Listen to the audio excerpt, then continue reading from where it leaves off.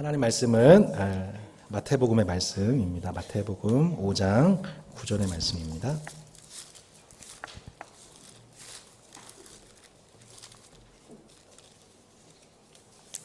마태복음 5장 9절의 말씀.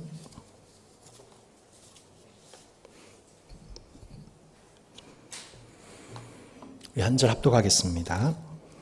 화평하게 자는 복이 있나니 그들이 하나님의 아들이라 일컬음을 받을 것이며. 아멘. 자, 우리 마음에 새기는 마음으로 다시 한번 마음에 새기면서 읽어보겠습니다. 화평하게 하는 자는 복이 있나니 그들이 하나님의 아들이라 일컬음을 받을 것이며. 아멘. 복이 있다.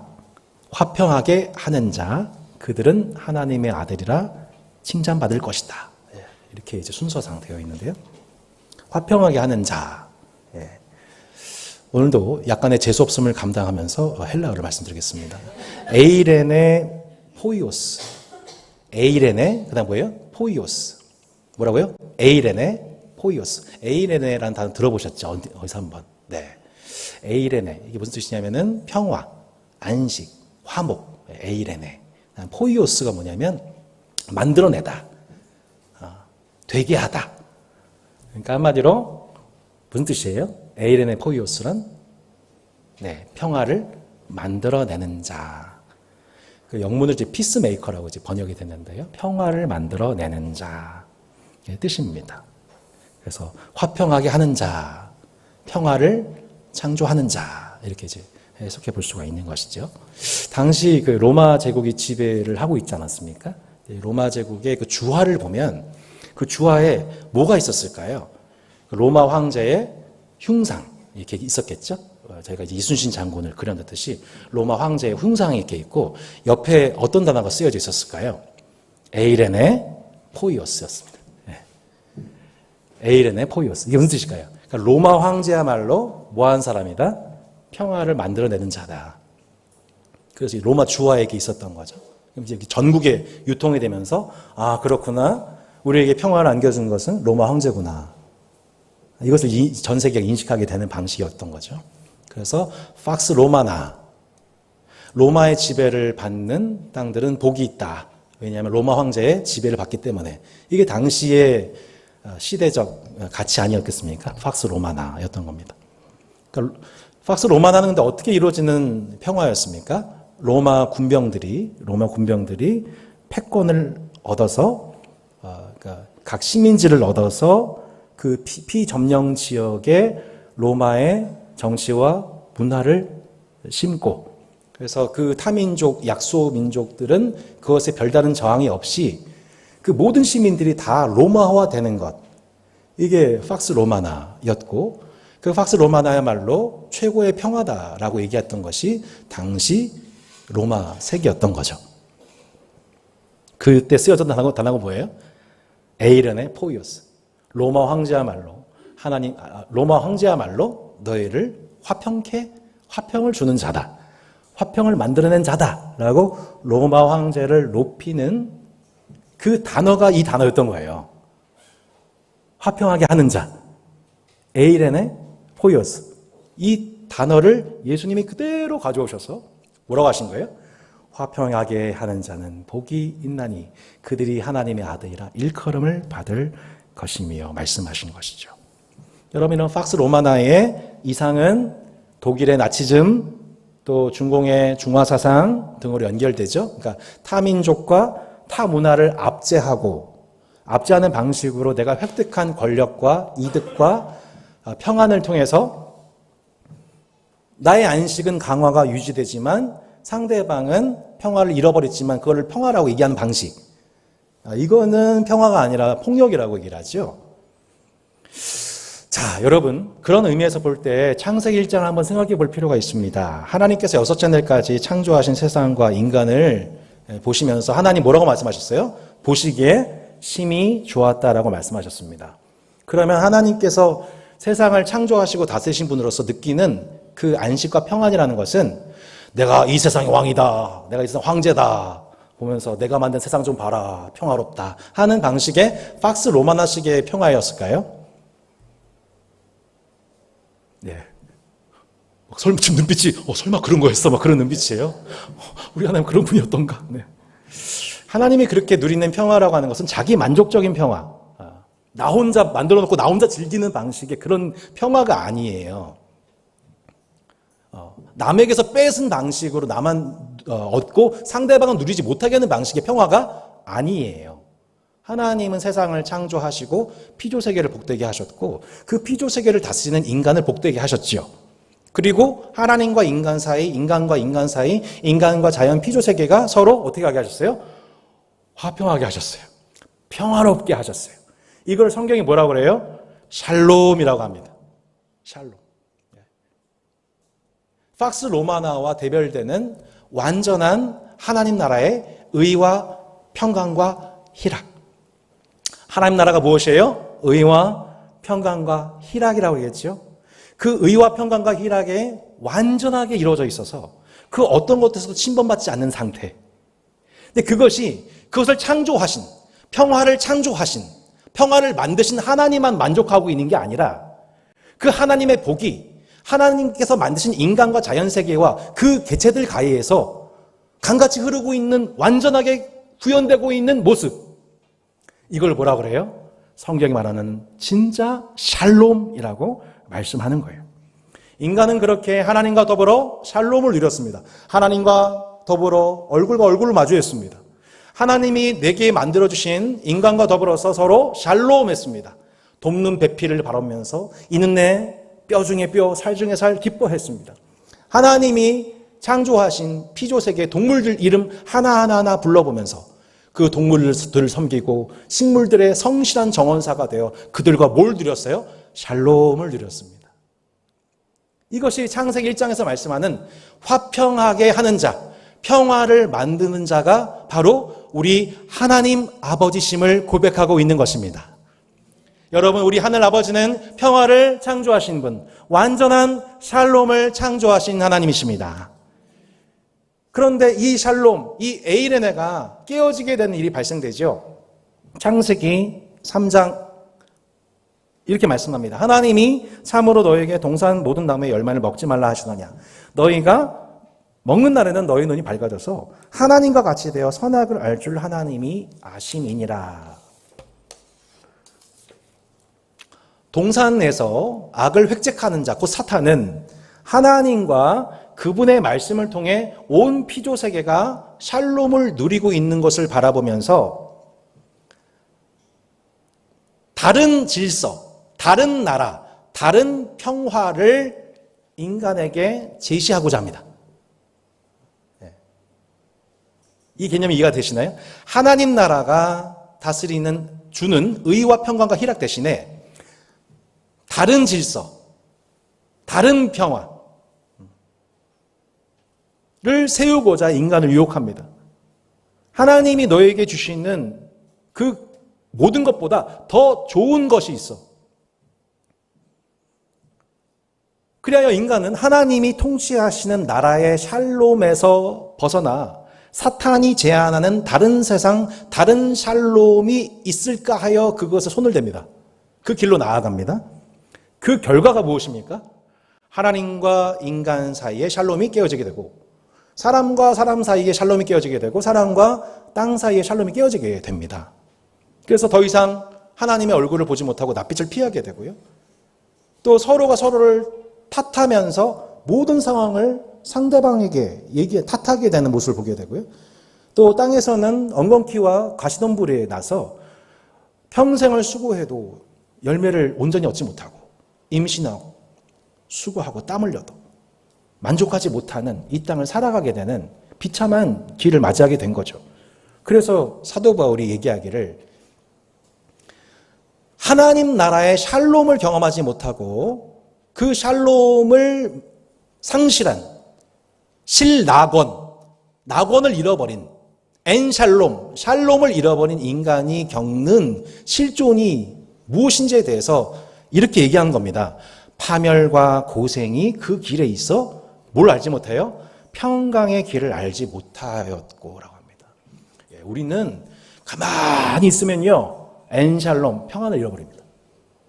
이 세대에 속해서 세대 흐름대로 가만히 살아가고 육신을 가만히 내버려두면요, 우리는 끝도 없이 그 평화가, 하나님과의 평화, 사람과의 평화, 내 주변 땅과의 평화가 깨어지는 방향으로 인간은 살아가게 되어 있습니다. 예레미야는 얘기하기를 언제까지 이 땅이 슬퍼하며 온 지방의 채소가 마르리까 짐승과 새들도 멸절하게 되었사오니 이는 이 땅 주민이 악하여 스스로 말하기를 그가 우리의 나중 일을 보지 못하리라 함이니이다. 샬롬을 잃어버린 인간은 평강의 길을 알지 못합니다. 그런데 인간은 온 세상을 다스린 자입니다. 그러니 어떻게 될까요? 인간의 평강의 길을 알지 못하는 인간이 세상을 다스리게 되니까 피조세계도 평강을 누리지 못하게 되는 거죠. 땅이 슬퍼하고 채소가 마르게 되고 짐승과 새들도 멸절하게 됩니다. 여러분, 이것이 어디 옛날 얘기겠습니까? 여러분 혹시 이번 주 뉴스 보셨나요? 캐나다에서 전국에서 불이 났는데 한반도의 남한 면적의 반이 탔습니다. 일주일 사이에. 시베리아가 지금 온도가 40도입니다. 우크라이나에서 댐이 무너졌는데 그 댐에서 무너져 나온 수만 개의 지뢰가 사람 사는 도시로 흘러 들어왔습니다. 지옥문이 열렸다고 표현을 하고 있습니다. 여러분, 세계는 왜 싸우는가라는 책이 있습니다. 세계는 왜 싸우는가. 김영희 PD께서 쓰신 책이죠. 그 책 보면 참 이 인간 세상이란 게 이런 것이구나 참 비참함을 느낍니다. 네, 아주 평화로운 등굣길에 갑자기 폭탄이 떨어져서 아이들이 집단적으로 죽습니다. 이게 팔레스타인 얘기죠. 남성과 군인들로부터 성적인 고통과 폭력을 받고 있는 나라 아프가니스탄 얘기입니다. 여러분, 멀리 갈 것도 없습니다. 불과 여기서 한 100km만 이북으로 올라가게 되면요, 수백만 명의 사람들이 지금도 굶어 죽는 위기를 경험하고 있습니다. 먼 얘기가 아니에요. 대한민국 국내는 지금 엔샬롬화 되어가고 있습니다. 장기적인 경기 침체 속에서 청년들이 포기하면서 이제는 뭘 포기하냐면 일상을 포기합니다. 직장만이 아니라 일상 자체를 포기하고 살아가는 정신적 공황 상태까지, 집단적 공황 상태까지 오게 되었습니다. 이게 어떻게 그대로 탓입니까? 인간은 자신의 땅을 기반으로 열매를 누리도록 지음받았습니다. 근데 한평생 대한민국은 땅의 노예가 되어서 빚을 지고 태어나서 빚 갚고 살다가 후손에게 빚을 남겨야 하니 후손을 낳기 싫은 거죠. 이게 지금 샬롬을 잃어버린 대한민국 사회의 모습인 겁니다. 야고보 사도가 이렇게 샬롬을 잃어버린 형제와 자매들을 향해서 우리가 자주자주 범하는 성도의 실수를 얘기합니다. 만일 형제나 자매가 헐벗고 일용할 양식이 없는데 너희 중에 누구든지 그에게 이르되 평안히 가라, 덥게 하라, 배부르게 하라 하여 그 몸에 쓸 것을 주지 아니하면 무슨 유익이 있으리요. 우리는 교회에서 매우 손쉽게 샬롬이라는 단어를 사용합니다. 평안하라, 덥게 하라, 배부르게 하라. 축복합니다. 그런데 그 주위에 있는 형제와 이웃이 겪고 있는 엔샬롬의 상황, 샬롬을 잃어버린 그 부재 상태를 깊이 인식하지 못하고 말로 손쉽게 종교적 용어로서 샬롬이라는 단어를 사용한다면 그것은 형제의 안식에 기여하지 못했을 뿐만 아니라 샬롬을 기원하지만 형제의 샬롬에 기원하지 못하고 있음에도 그것을 알지 못하는 위선자가 될 수 있는 길이 되는 겁니다. 샬롬을 잃어버린 시대임에도 불구하고 그것을 공감하지 못하는 종교에 대해서 예레미야가 이렇게 얘기한 겁니다. 그들이 딸 내 백성의 상처를 가볍게 여기면서 말하기를 평강하다 하나 평강이 없도다. 당시 거짓 선지자들이 가장 많이 썼던 단어가 매우 종교적인 말들이었던 거예요. 샬롬, 샬롬, 할렐루야. 우리 뭐 이렇게 상투적으로 쓰는 단어 많지 않아요? 이렇게 종교적으로. 교회만 오면 우리는 그런 단어 참 많이 즐겨 사용한다고요. 사용하지 말라는 뜻이 아니죠. 근데 그 사용의 진정성, 샬롬을 기원하는데 실제로 그 사람이 겪고 있는 엔샬롬의 상태가 어떤지를 모르고 샬롬이라고 말하게 되면 그건 상처가 되는 거죠. 빈말이 되는 거죠. 종교 지도자들이 그렇게 연신 샬롬 샬롬을 외치면서 평강했을지어다 평강했을지어다 이스라엘아 막 축복했던 겁니다. 근데 예레미야 눈에 보기엔 그건 뭐였다는 거예요? 백성의 상처를 너무나도 가볍게 보고 있는 종교적인 말이었다는 거예요. 당시 시대 속에서 경제적인 버거움, 종교적인 지음, 또 거짓 선지자로 인한 혼란, 이것에서 엔샬롬, 샬롬의 부재 상태를 겪으면서 매일매일 삶이 지옥 같은 백성들을 전혀 이해하지도 못하고 동감하지도 못했던 게 당시 유대교 종교였던 거죠. 이러한 정황은 예레미야 시대만이 아니라 오늘 말씀에 해당되어지는 산상수훈의 말씀이 적용되고 있는 오늘 마태복음 이 말씀에도 적용돼요. 예수님을 찾아서 산에 오른 제자들의 정황이 크게 다르지 않았던 거예요. 왜요? 로마 제국이 샬롬을 뺏어가요. 동포 세리들이 내 샬롬을 뺏어가요. 예. 바리새인과 서기관들이 종교적 무관심으로 내 샬롬을 막 뺏어가요. 예. 그 샬롬이 빼앗긴 가운데에서도 주님이 주신 은혜를 가지고 복을 누리면서 참된 의의 길로 참된 의의 길을 붙잡고 살고 있던 제자들이 산에 올랐을 때에 그 제자들을 보면서 예수님이 말씀하신 거예요. 복 있다. 너희들 진짜 복 있다. 너희들은 화평하게 하는 자들의 복을 받은 자들이다. 너희들은 하나님의 아들이라 일컬음 받게 될 거야. 라고 축복해 주시는 게 오늘 말씀입니다. 너희들은 복받은 자들이야. 에이레네 포이오스. 왜냐하면 너희들은 평화를 만들어내는 자의 복을 받은 자들이야. 거짓 평화를 말하는 로마 제국이나 샬롬 샬롬 종교적으로 말 잘하는 유대교 지도자들이 아니라 너희들이 진짜 이 세상에 진짜 평화를 만들어낸 자들의 복을 받았어. 라고 제자들 축복하신 거예요. 세상을 복되게 하고 평화를 만드는 일은 오직 로마 황제와 그의 힘으로 가능한 거야 라고 말하는 팍스 로마나를 얘기하는 세상을 향해서 예수님은 대놓고 영적으로 맞짱을 뜨고 계신 거죠. 그렇지 않아. 그건 거짓 평화야. 로마 황제의 복음, 팍스 로마나의 복음은 거짓 복음, 거짓 평화를 양산할 뿐이야. 진짜 화평을 만드신 분은 전능하신 하나님 우리의 아버지시며 나는 그의 아들로서 또한 평화를 창조한 자이며 그러한 하나님 아버지와 예수 그리스도의 그 복을 하늘의 신령한 복을 동일하게 공유받은 너희들이 진짜 평화를 만들어내는 자들로서 복받은 자들이야 라고 여러분을 축복하고 계신 것입니다.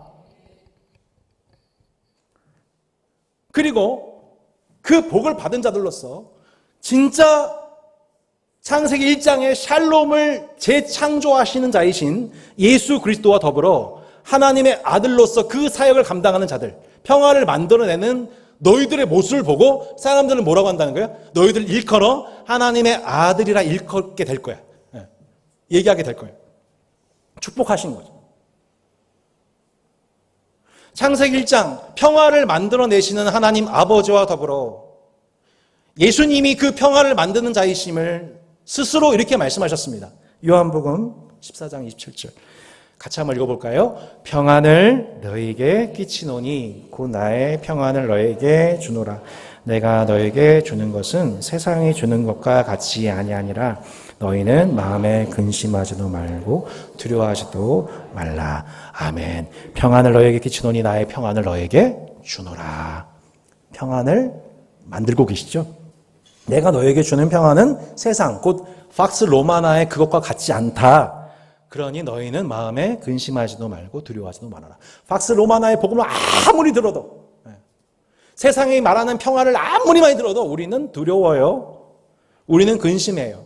그런데 놀랍게도 예수님이 말씀하시는 창세기 1장에 이 샬롬의 복을 받은 평안을, 예수님이 끼치시는 평안을 받은 자들은 두려워하지 않고 근심하지 않게 되는, 세상이 주는 것과 다른 평화를 경험하게 되는 것입니다. 성도 여러분, 우리가 그것을 때로는 부분적으로 좀 더 온전하게 그것을 이 땅에서 경험하는 복을 우리가 받게 된 것입니다. 자신의 힘과 권력으로 상대방을 누르고 폭력으로 이루어진 질서 속에서 이득을 얻어내는, 권력을 얻어내는 그 방식은 팍스 로마나의 평화입니다. 여러분, 이거를 분별하셔야 돼요. 이걸 분별하셔야 돼요. 야고보 사도가 계속 얘기하는 것도 그거예요. 그런 방식으로, 세상의 방식으로 내가 얻은 것에 대해서 내가 샬롬을 누리고 있는데 그 피해를 입고 있는 형제들에게 평안하라, 배불러라, 위선이에요. 예수님이 이 땅에 오셔서 이런 말씀을 하십니다. 마태복음 10장 34절로 39절인데요. 내가, 한번 읽어보실까요? 내가 세상에 화평을 주러 온 줄로 생각하지 말라. 화평이 아니요 검을 주러 왔노라. 내가 온 것은 사람이 그 아버지와 딸이, 어머니와 며느리가 시어머니와 불화하게 하려 함이니 사람의 원수가 자기 집안 식구리라. 아버지나 어머니를 나보다 더 사랑한 자는 내게 합당하지 아니하고 아들이나 딸을 나보다 더 사랑하는 자도 내게 합당하지 아니하니라. 또 자기 십자가를 지고 나를 따르지 않는 자도 내게 합당하지 아니하니라. 자기 목숨을 얻는 자는 잃을 것이요 나를 위하여 자기 목숨을 잃는 자는 얻으리라. 여러분, 앞뒤가 안 맞는 것 같잖아요. 방금 예수님이 뭐라고 하셨어요? 나는 평안을 주러 왔다. 나는 화평케 한 자다. 라고 말씀하시더니 요한복음에서는, 마태복음 10장에서는 내가 세상에 화평을 주러 온 줄 아니? 검 주러 왔어. 내가 온 것은 그 사람이 가족과 더불어 불화하게 하려 왔어. 이런 깜짝 놀랄 말씀을 하십니다. 평안을 끼치러 오신 그분이 화평을 주러 온 줄로 생각하지 말라고 말씀하세요. 이게 무슨 말이에요? 검을 주러 오셨대요. 검을. 나 때문에 불화가 생길 거라고 말씀하세요. 나 때문에 너희가 집안 식구와 원수가 될 것이라고 말씀하십니다. 아니, 예수님이 무슨 이단 신천지입니까? 예수님 무슨 이단 신천지예요? 막 예수님 때문에 우리 막 가족과 관계가 다 멀어지고 깨어지고 가족과의 그 소중한 관계를 불화하게 만드신다고요? 화평을 창조하시기 이 땅에 오신 예수님이 우리에게, 이 세상에게 불화가 되신다니요. 여러분, 예수님이 이 땅에 오신 것은 세상이 말하는, 곧 사단이 세우고자 하는 다른 평화, 다른 나라의 질서와 화목하려 오신 게 아니에요. 이해가 되시죠? 세상이 우리가 말하는, 사탄이 우리에게 유혹하는 다른 질서의 평화, 제국주의적 평화, 팍스 로마나의 그 평화에 대하여 예수님이 뭐가 되시는 거예요? 검이 되시는 거예요. 그거와 싸우려고 이 땅에 오신 거예요. 그거 맞짱 뜨려고. 그 거짓 평화와 거짓 종교에, 거짓 세상에 빠져있는 영혼들을 구원하시기 위해 이 땅에 오신 거예요. 전쟁하러 오신 거예요. 전쟁하러. 뭐 하라고요? 거짓 평화, 거짓 종교와 전쟁하려고 검을 들고 스스로 검이 되어 이 땅에 오신 분이 진짜 화평을 창조하신 자 예수 그리스도이십니다. 짝퉁을 분별하고 심판하고 진짜가 무엇인지를 나타내기 위해, 진짜 샬롬이 무엇인지, 진짜 화목이 무엇인지 이 땅에 나타내신 분이 예수 그리스도이십니다. 팍스 로마나의 평화, 이건 뭐예요? 하나님 없는 평화죠. 하나님 없는 평화. 되게 좋아요. 좋아 보여요.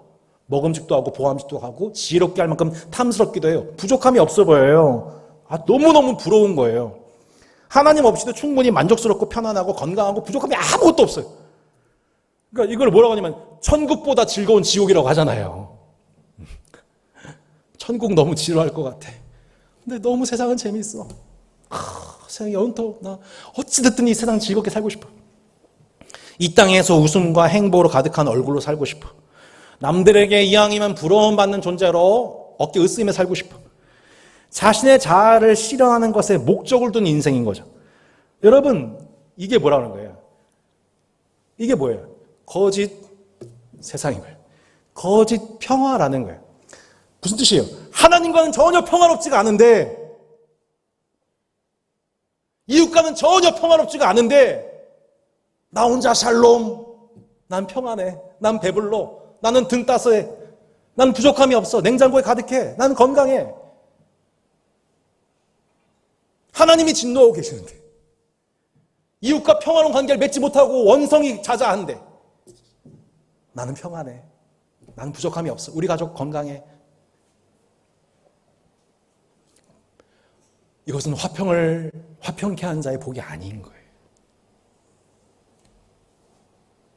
여러분, 이러한 세상과 예수님이 화목하려고, 야, 나랑 타협하자. 나랑 타협하자. 고평화랑 내 평화랑 섞어가지고 잘 팔아보자. 뭐 이런 식으로 예수님이 딜을 하려고 이 땅에 오신 게 아니에요. 그 거짓 평화 심판하려고, 그 거짓 종교 심판하려고, 거짓 세상 심판하려고. 하나님 없이 행복할 수 있다고 말하는 그 세상 분별하고 심판으로 예수님이 이 땅에 검이 되신 것입니다. 그래서 그 세상의 질서에 만족하고 있는 아버지나 어머니나 처자나 뭐 다 상관없어요. 예수님보다 더 사랑하면 합당하지 않은 거예요. 왜? 세상의 평화 놓지 않으니까. 세상의 질서 놓지 않으니까. 아들이나 딸이나 예수님보다 더 사랑하는 사람은 예수님께 합당하지가 않은 거예요.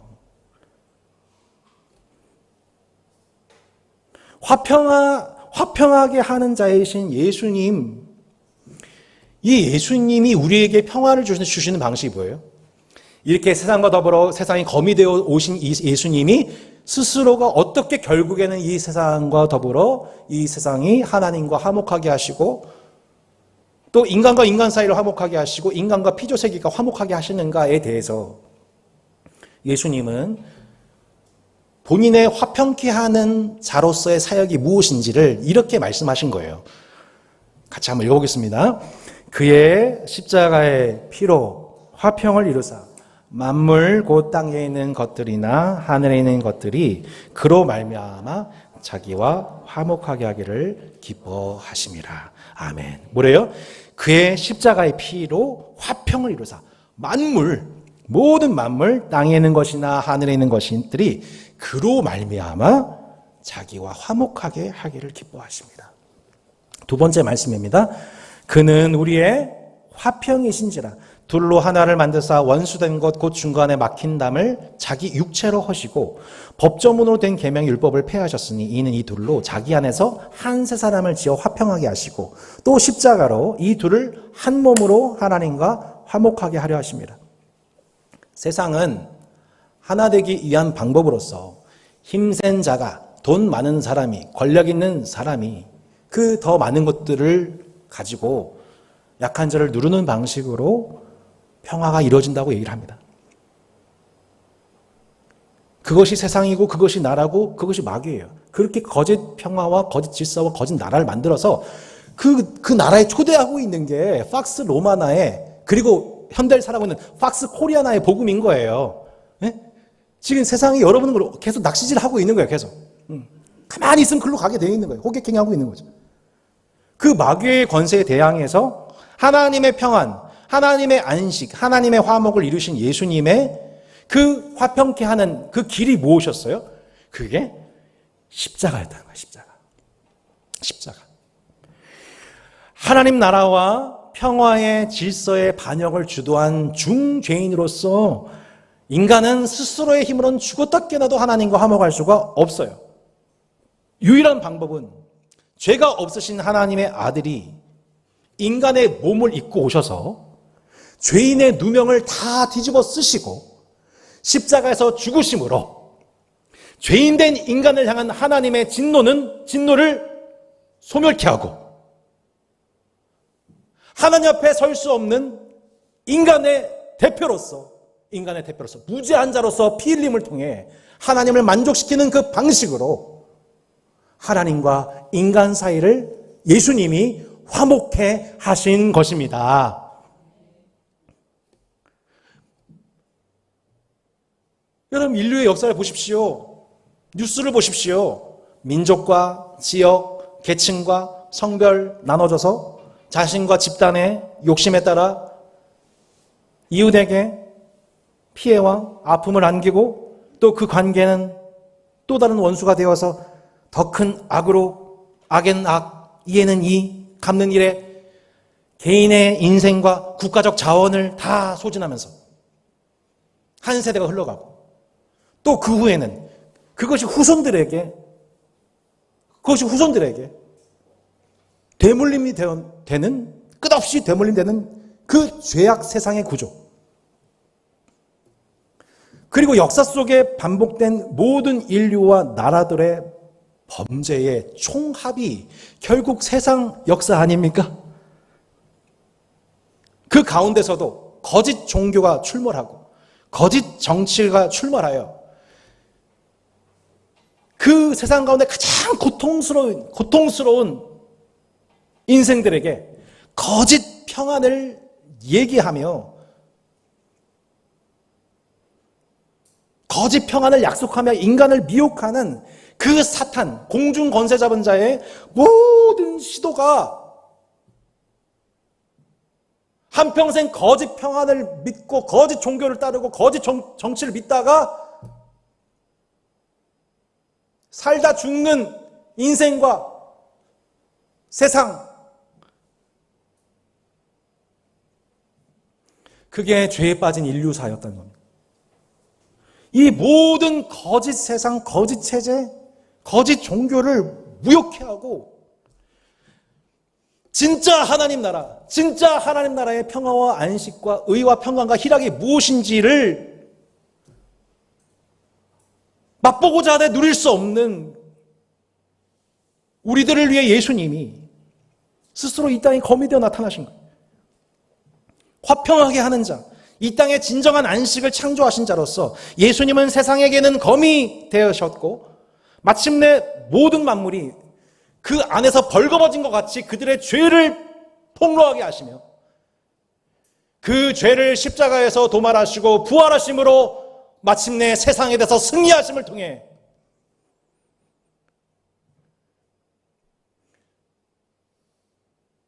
예수님은 이 거짓 세상이 아닌 진짜 하나님의 세상, 창세기 1장을 통해 이미 창조되었고 요한계시록을 통해 마침내 새롭게 완성될 하나님 나라가 무엇인지를 예수님은 이 땅 2000년 전에 오셔서 우리에게 보게 하신 것입니다. 예수님은 그렇게 그 복음으로 그 하나님 나라 안으로 세상이 주지 못하는 평안을 하나님 나라가 어떻게 주시는지에 대해 그거를 이렇게 설명해 주셨던 겁니다. 우리가 너무나도 좋아하는 말씀이죠. 수고하고 무거운 짐진 자들아 다 내게로 오라. 내가 너희를 쉬게 하리라. 나는 마음이 온유하고 겸손하니 나의 멍에를 메고 내게 배우라. 그리하면 너의 마음이 쉼을 얻으리니. 진정한 화평과 안식의 길이 무엇입니까? 세상 그 어떤 것이 여러분 우리에게 진짜 안식과 평안을, 영혼의 참된 안식을 안겨주던가요? 예수님은 정치나 종교나 그 어떤 것에서도 안식을 경험하지 못하고 계속 수고하고 무거운 짐 지고 있는 그 인생들을 보시면서 자신에게로 부르시며 수고하고 무거운 짐진 자들아 다 내게로 오라. 내가 너희를 쉬게 하겠다. 나는 마음이 온유하고 겸손하니 나의 멍에를 메고 내게 배우라. 그러면 너희 마음에 쉼을 얻을 것이다. 이렇게 말씀하십니다. 예수님의 멍에를 메는 것, 그리고 예수님께 배우는 것. 세 가지죠. 첫 번째, 예수님께 가야 되고요. 두 번째는 예수님의 멍에를 메야 되고요. 세 번째는 예수님께 배워야 돼요. 멍에를 맨다. 소의 짐이 가벼워지게 되는, 온종일 수고해야 되는 그 소의 운명적인 그 무거움이 가벼워지게 되는 길은 딱 하나입니다. 그게 뭐냐면 주인과 함께 멍에를 매는 거죠. 주인과 함께 멍에를 매는 거죠. 멍에 자체는 그 자체는 불편해 보이지만 막상 일을 하다 보면 자신보다 힘이 센 주인이 함께 그 멍에를 쥐고 앞에서 끌어주게 되면 소는 그 주인에 따라 동행하게 되고, 그래야 결과적으로는 소가 감당하는 그 무게의 강도는 훨씬 더 줄어들게 되고 쉼을 얻게 되는 방식인 겁니다. 세상은 우리에게 수고하고 무거운 짐들을 안겨주면서 뭘 얘기하냐면 이 모든 것들을 너가 감당해야 된다라고 얘기를 합니다. 그러니까 우리가 너무나도 힘들어진 거죠, 우리 인생이. 세상만 보면. 그런데 실제로 우리가 정말 그 중량만큼의 정말 그 무게를 맞닥뜨려서 다 짊어지고 간 삶이냐? 그렇지가 않다는 거예요. 예수님이 함께 멍에를 져주십니다. 예수님이 함께 멍에를 지고 계십니다. 여러분 그거 잊지 마세요.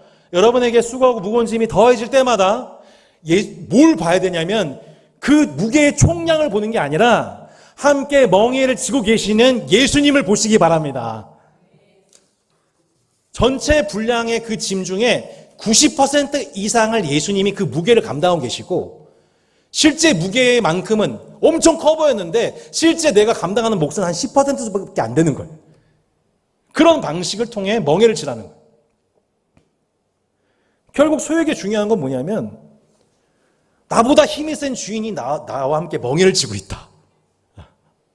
이 문제에 대한 공동 책임을 지고 있는데 거의 9대1 수준으로 예수님이 그걸 지고 계신다. 결국 신자에게 중요하게 남게 되는 이 샬롬을 경험하는 과정 속에서 신자가 반복적으로 배우던 게 뭐냐면 그러니까 이거예요. 예수님의 겸손과 온유를 배우는 거예요. 그리고 예수님께 겸손하고 온유해지는 거예요. 할렐루야. 예수님께 겸손해지고 온유해지는 거예요. 계속. 예수님께 나아가지 않으면, 예수님께 배우지 않으면, 예수님이 함께 멍에를 지지 않으면 나 인생 못 사니까. 근데 예수님이 고맙게도 그거 다 가져와라. 함께 지자. 나한테 배워라. 괜찮다. 쉼을 얻을 거야. 라고 말씀하시는 예수님 앞에 우리 인생의 그 모든 무게의 총량을 지고 가는 삶이 아니라 세상에 나를 불러주고 계시네, 나를 돕겠다 하시네, 배우러 하시네 하시는 그 예수님 앞에 겸손하고 온유함으로 단련해 가는 것이죠. 그 예수님을 의지하고 동행하고 그 리듬에 따라가는 거예요. 그렇게 예수님께 나아가고 예수님께 배우고 예수님을 닮아가는 구원받은 자의 모임이 곧 교회 공동체인 것이죠. 어부나 열혈당원, 세리, 계층에 상관없이 주님이 부르셔요. 12명의 남자들만 부르신 게 아니고 누가복음에 보면 여러 여성 제자들도 같이 부르셨어요. 유대인들만 부르신 게 아니라 헬라인, 로마인, 민족의 차별 없이 다 부르셨어요. 그 안에 차별과 구별 없이 예수 그리스도 안에서 화목할 수 없었던 하나님과 더불어 화목을 경험하고 늘 수단으로 생각했던 내 옆에 있는 사람을 내 목적으로 사랑하고 내가 섬기고 있는 그 모든 땅을 내 육신의 욕심을 위한 수단으로 땅을 바라보는 것이 아니라 그 안에서 공평과 정의의 열매를 맺어 이웃과 더불어 함께 나누는 삶을 지향한, 그리하여 성경이 말하기를 평화와 정의가 입맞추고 의와 공의가 하나 되는 그 일들이 화평케 하는 자의 복을 받은 자의 삶을 통해 마침내 이 땅에 나타나게 되는 것이죠. 그 모습 보고 사람들이 놀라서 뭐라고 하는 거예요? 하나님의 아들이다.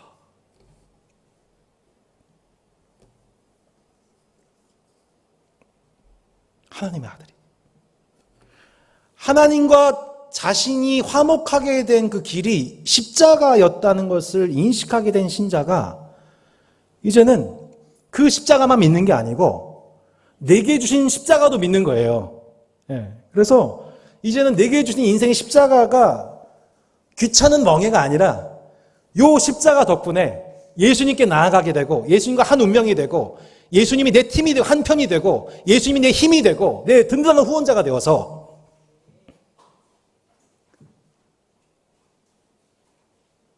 예전에는 감당할 수 없었던 그 일들을 아주 은혜롭고 천국스러운 방식으로 이를 헤쳐나가는 삶이 그 삶 속에 안식을 얻어 누리는 삶에 계속 그 일들이 계속 축적 반복이 되면서 주변 사람들이 놀라게 되는 거예요. 예전에는 안 그랬는데 엄청 성장했네. 이거를 이제 믿는 사람들끼리 보게 되면서 열매를 보는 거죠. 저 사람이 열매 맺기 시작했다라고 하는 거고. 하나님을 알지 못하는 세속 시민들, 팍스 로마나 팍스 코리아나를 안에 살고 있던 세속 시민들이 우리를 보면서 야, 너는 하나님의 아들이구나. 마태복음에 보면은 무슨 포도원의 아들 이런 표현 나오잖아요. 그러니까 포도원의 아들이라는 게 무슨 뜻이에요? 그 포도원을 주인이신 아버지의 그 아들 할 때 그 포도원의 아들이잖아요. 마찬가지로 하나님의 아들.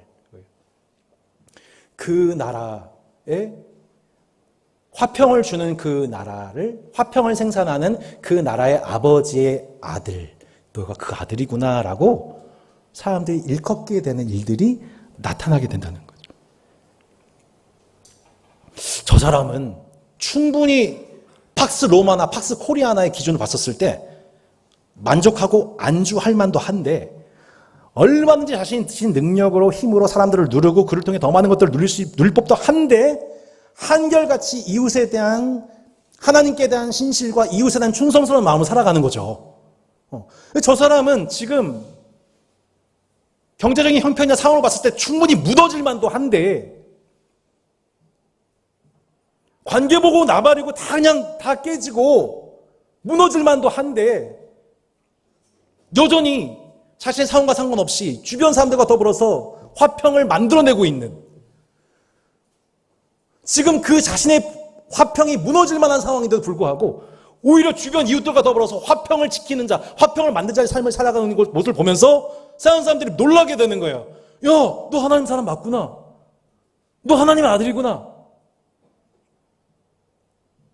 그러니까 그 사람들이 샬롬이라는 단어는 모르고 안식이라는 단어는 몰라도 천국을 인식하게 되는 거죠. 아, 천국이 레알이구나. 그리고 하나님이 살아계신가 보구나. 넌 진짜 하나님의 아들이구나. 여러분, 부족한 제 설교지만 부디 이 말씀의 은혜가 이미 여러분, 이 복이 이미 예수 그리스도를 통해 여러분 가운데에 주어졌다는 것을 기억하시길 바랍니다. 그리고 주님은 끝끝내 그 열매를 맺게 하실 분임을 기억하시길 바랍니다. 마침내 세상으로부터 너는 하나님의 아들이구나. 너 하나님의 아들이구나. 라고 보이지도 않는 하나님 아버지를 주목하게 되고 보이지도 않는 천국의 실체를 알게 되는 그 일을 위해 여러분 우리에게 주신 복이 무엇입니까? 화평케 하는 자의 복, 평화를 이룬 자의 복, 하나님 아버지와 그 아들 예수 그리스도께서 누리시는 그 복이 예수 그리스도 안에서 저와 여러분에게 주어졌기에 그 받은 복대로 여러분 이 세상에 복이 되시기를 예수 이름으로 축원합니다.